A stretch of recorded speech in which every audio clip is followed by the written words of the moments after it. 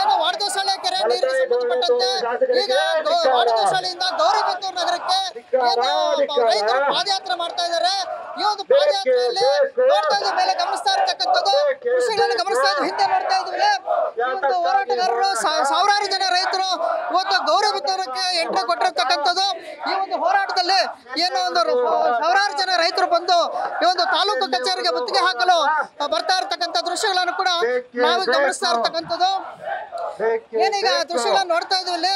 ಈ ಒಂದು ದೃಶ್ಯದಲ್ಲಿ ಒಂದು ಸಾವಿರಾರು ಜನ ರೈತರು ಗೌರಿಬಿದನೂರು ನಗರಕ್ಕೆ ಪಾದಯಾತ್ರೆಯಲ್ಲಿ ಬಂದು ಈ ಒಂದು ಪಾದಯಾತ್ರೆಯಲ್ಲಿ ಭಾಗಿಯಾಗಿ 26 ಕಿಲೋಮೀಟರ್ ದೂರದಷ್ಟು ಒಂದು ಪಾದಯಾತ್ರೆ ಬಂದಿರ್ತಕ್ಕ ದೃಶ್ಯಗಳು ಕೂಡ ನಾವು ನೋಡ್ತಾ ಇರ್ತಕ್ಕಂಥದ್ದು.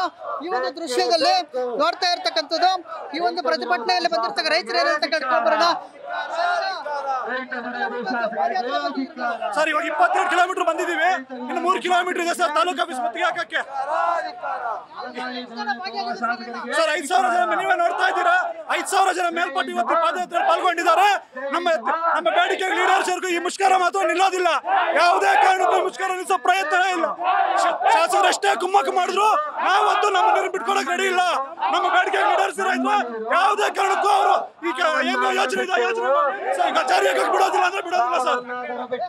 ಇದಿಷ್ಟ ಮತ್ತೆ ಈ ಒಂದು ರೈತರು ಕೂಡ ಹೇಳ್ತಾ ಇರ್ತಕ್ಕಂಥ ದೃಶ್ಯಗಳನ್ನು ನೋಡ್ತಾ ಇರ್ತಕ್ಕಂಥದ್ದು. ನ್ಯೂಸ್ ಫಸ್ಟ್ ನಿರ್ಭೀತಿಯಿಂದ ನಿಮ್ಮ ಪರವಾಗಿ.